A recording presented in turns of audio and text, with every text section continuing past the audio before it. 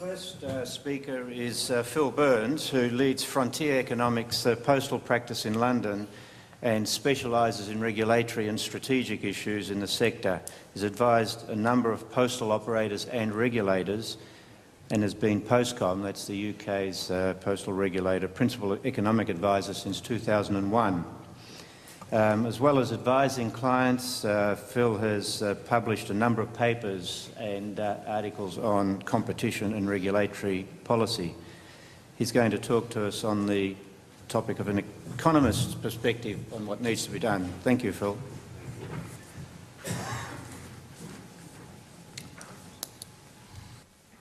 Thank you very much indeed for that introduction. Thanks very much to the organisers for inviting me here today.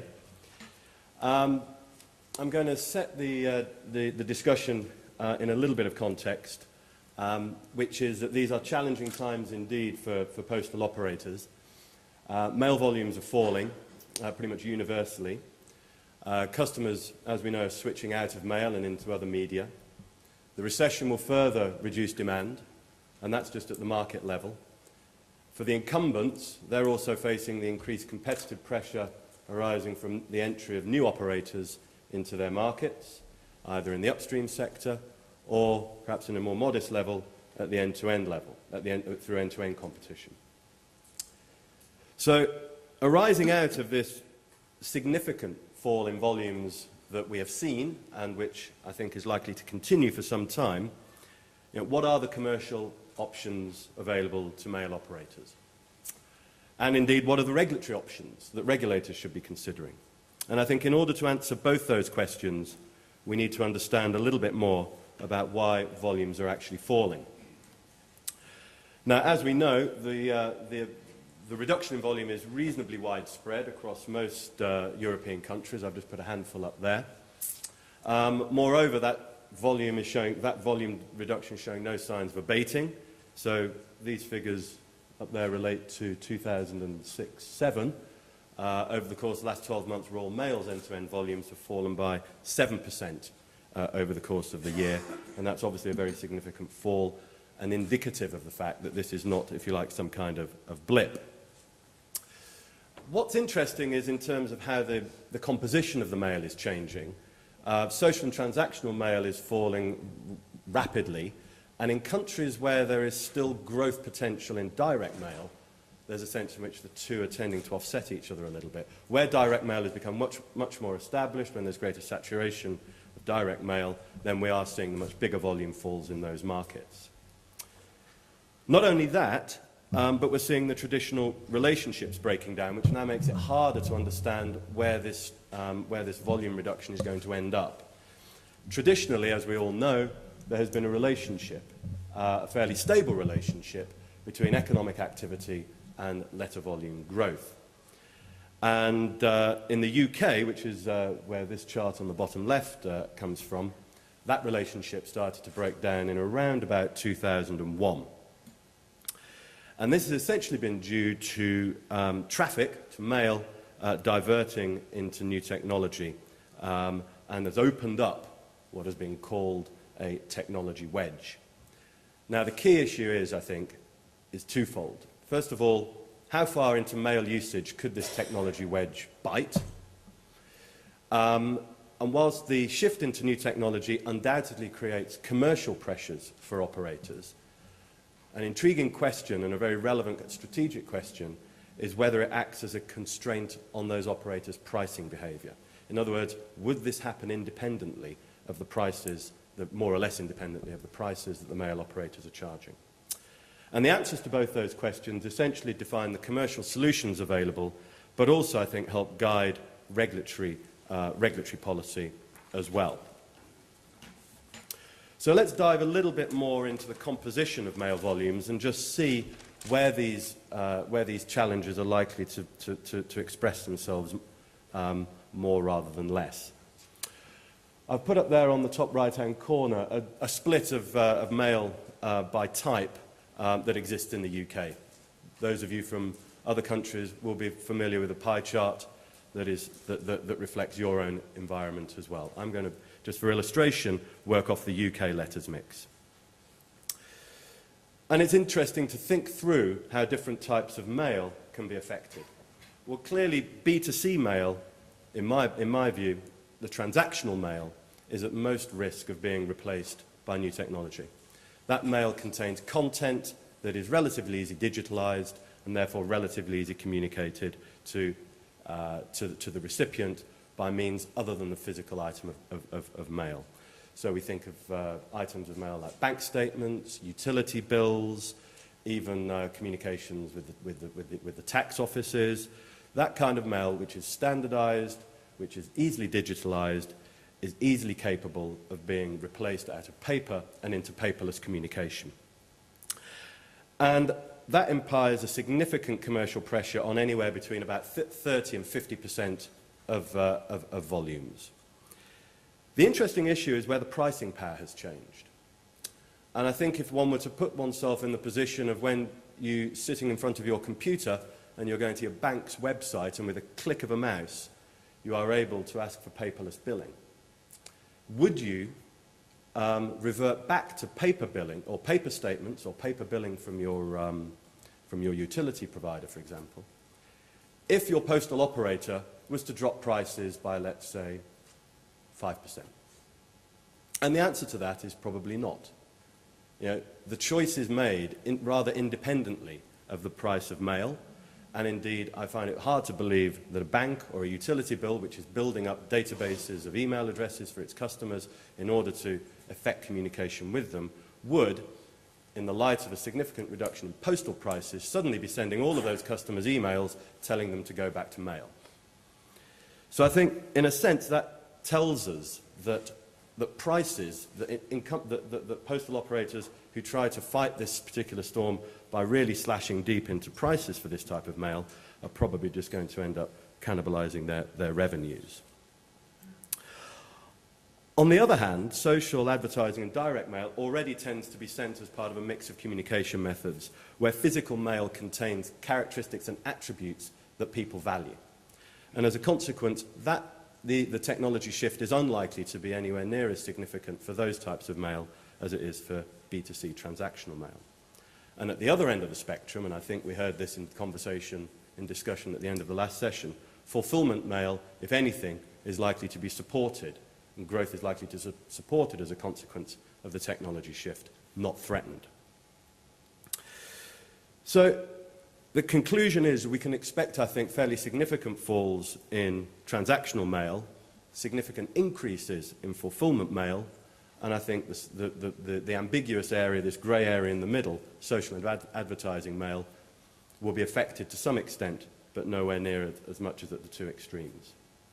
So how far could volumes fall? Well, I think it must be the case that all transactional mail is up for grabs over a relatively long period of time, and that exposes, as I said earlier, 30 to 50% of existing mail to that kind of commercial pressure. That will take a long time. People who want to send what used to be mail, but through electronic means, have to build up databases, systems, and so forth. And of course, customers have to be willing to click on that mouse and make that choice. So I think it will take time. But even if it were to take a decade, a 40% fall in volumes will probably suggest annual falls of around about 5% per year. And of course, the prevailing economic downturn is likely to accelerate this, but I still hold to the view that, if you like, as a recession moves up, there will still be a mail volume effect that is still driven by underlying economic activity. And as far as the competitive constraint is concerned, well, I think in terms of transactional mail, it may not have changed particularly at all. Demand elasticities could rise temporarily if price rises kind of trigger and accelerate a whole load of decisions that would have happened anyway. But over the longer term, actually, the price elasticities and the competitive constraint from other media may well not change very much. So, where does this put the challenge for the business? Well, really, it is around how fast operators can strip out the costs as the volumes fall. And I was intrigued to hear the observations earlier from the CEOs, and in particular from Portugal, which is this effort to turn what has historically and traditionally been regarded as a fixed cost base into a variable cost base. And that, for me, is the key. So let's go through a little worked example here. If we do think that volumes could fall by 5% per annum, but actually because we hold to the mindset that actually Post is a fixed cost business, and for every 10% increase in mail, my costs will only rise by 4%, but equally for every 10% reduction in mail, I can only strip out 4% of costs. If we're in that world, then we end up in a world in which the operators are placed under serious financeability constraints. So you can see from the chart on the right that the highest, if we try to push up prices, then if the elasticity is very low, you might just about get away with it. If the elasticity tends to get a little bit higher, it doesn't take long before, if you try to compensate for the fact you haven't stripped out enough costs, and instead you try and push up prices, if we're a little bit wrong and actually elasticities are higher than we might otherwise have expected, then it doesn't take long for the business to spin into a spiral of decline. So the key point is matching the cost reduction to the volume reduction and changing a fixed cost base into a variable cost base across all aspects of the value chain. Now clearly, and I think we heard about this as well earlier, most of these postal operators have got highly unionised workforces.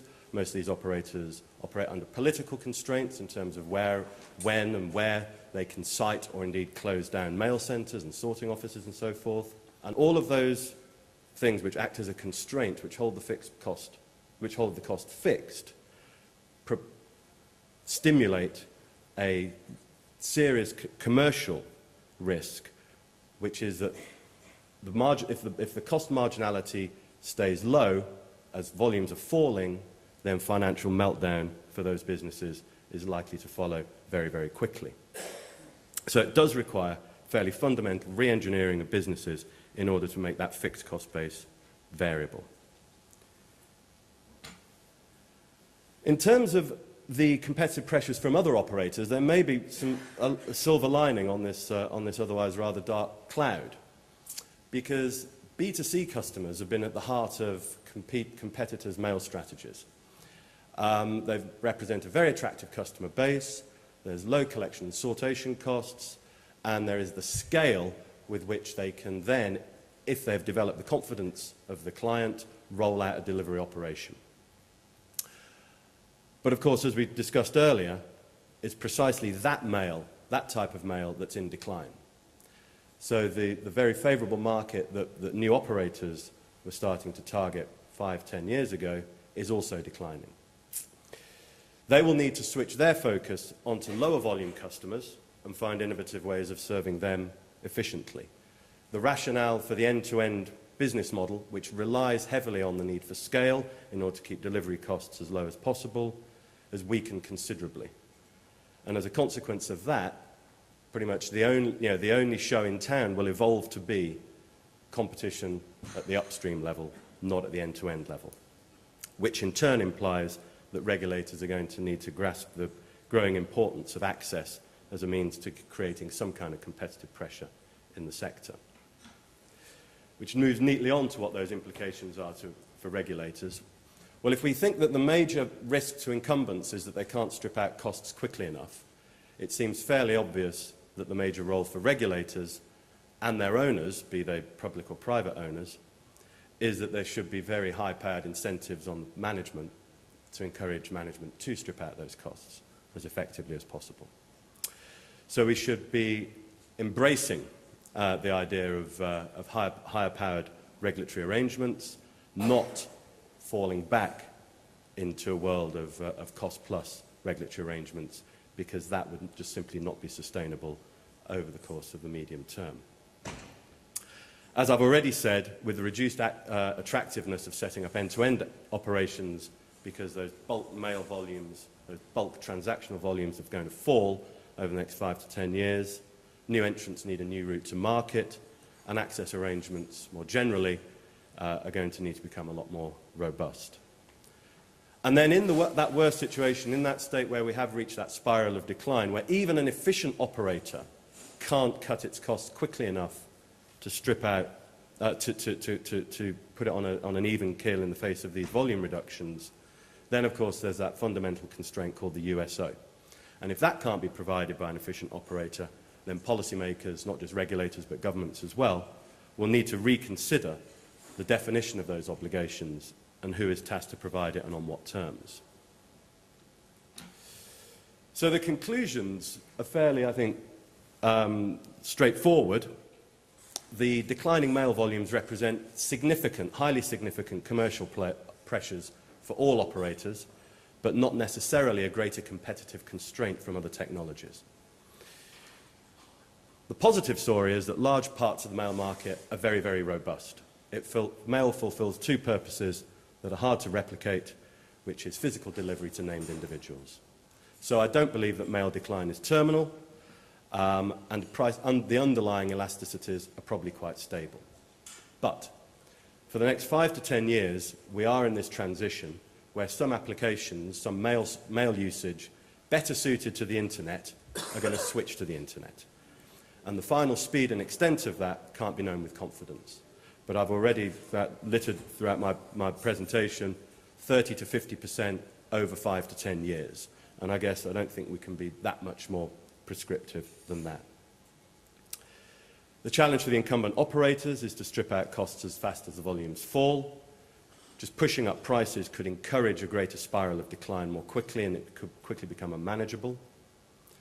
The bulk market, as I've said, is going to become less attractive to new entrants, and they're going to need to develop new strategies. And quite clearly in this world, there will still be, I'm afraid, for those of you who are getting fed up with your regulators, there will still need to be a role for regulation, a role to protect customers who still need to use mail, and a role for regulators to encourage management to strip out those costs under high-powered arrangements. Thank you very much indeed for your time.